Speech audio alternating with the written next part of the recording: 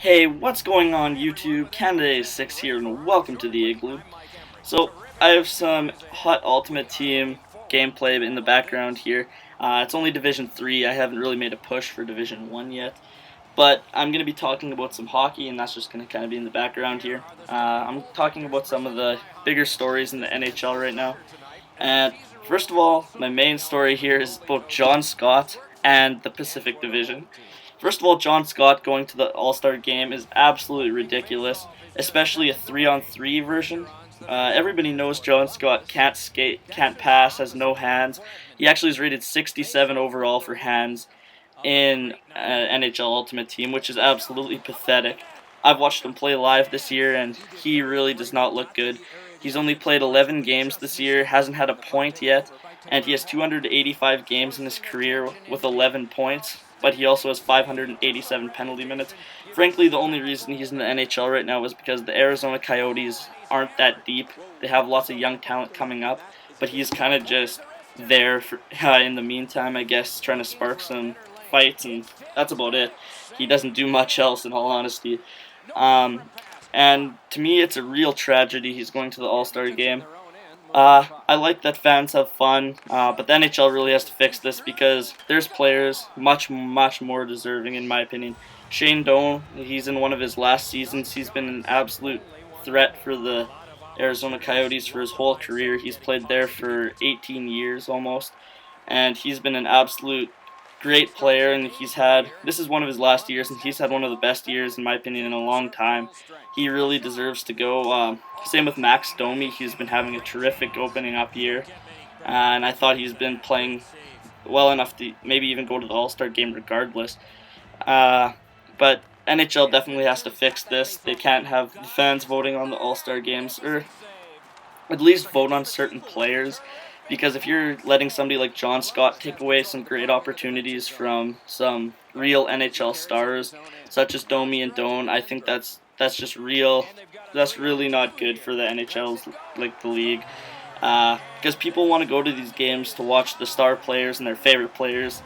The joke was funny and kind of just snowballed from there, but there's lots more players that are much more deserving than that. You're taking away opportunities from some of the best players in the league to let John Scott in, so that's just my take on that.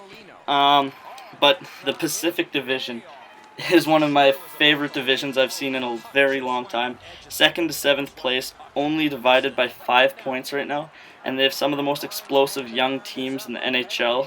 They have Calgary Flames, Edmonton Oilers, Anaheim Ducks, who are really disappointing me this year, actually.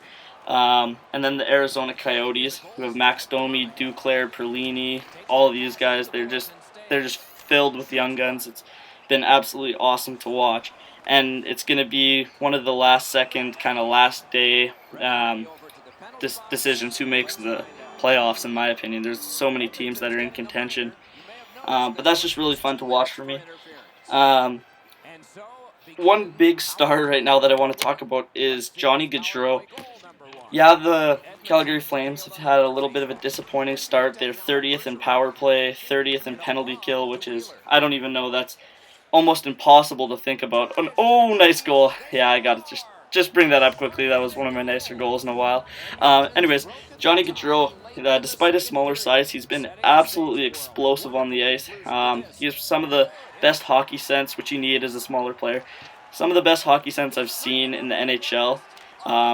Even better than probably Sidney Crosby right now, despite how well he's playing. But Johnny Gaudreau has been an absolutely terrific asset for the Calgary Flames, and without him right now, I think they'd be much worse off. I predicted Calgary to be fourth at the start of the year, and they are steadily climbing. They won 11 games at home in a row, which is a franchise record, and they had a 9-game win streak, so we can only hope they keep going. I'm not really a Calgary fan, but it's always good to see a Canadian team kind of up in the standings. Another thing is McDavid and Yakupov today, they're skating with the Oilers, both of them in full contact practice.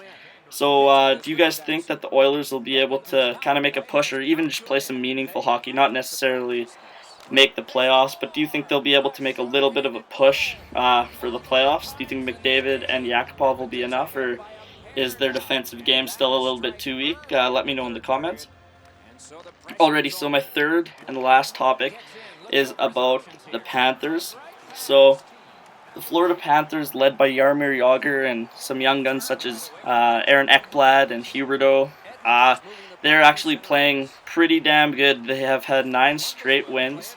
Led by Jaromir Jagr, he's had first star of the last 2 games with 4 goals in his last 2. And he actually had the star of the week for the NHL, which is huge because he's a 43-year-old man. And it's pretty crazy that he can still stay up to speed with all these other younger players, whereas there's not many players that could do that. He's one of the strongest guys on the ice. If you've seen some of his gym selfies, I might put it up on the screen here, but he's absolutely huge, and he's leading the Panthers in experience and in skill. He's had an absolutely terrific year. Also, Luongo, he's had a pretty good year. Didn't impress me much at the start, but he's been playing very well as of recently.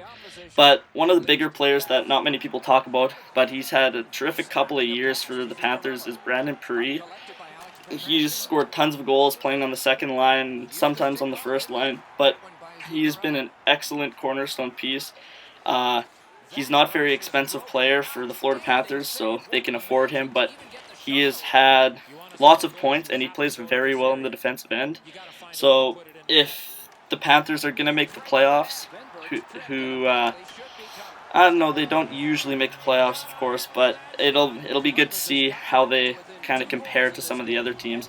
And like, they're ahead of the Canadiens in Detroit right now. It's absolutely insane. Canadiens keep dropping, and Panthers they've been really impressive as of late, as I was saying. But do you think they'll have enough in the tank to make a push into the playoffs, or do you think they'll be caught by a team like Detroit or Montreal, or do you think they'll even hold first in the division? That's really my question right now. I need to see how well Yager's going to be playing. But I really think that some of the bigger teams kind of going to the Stanley Cup playoffs this year, and in fact, in my opinion, the biggest team is going to be the Washington Capitals, led by Alexander Ovechkin, and probably the Vezina winner this year, Braden Holtby. That's my prediction right now for the Stanley Cup, but a lot of time to play. Peace out.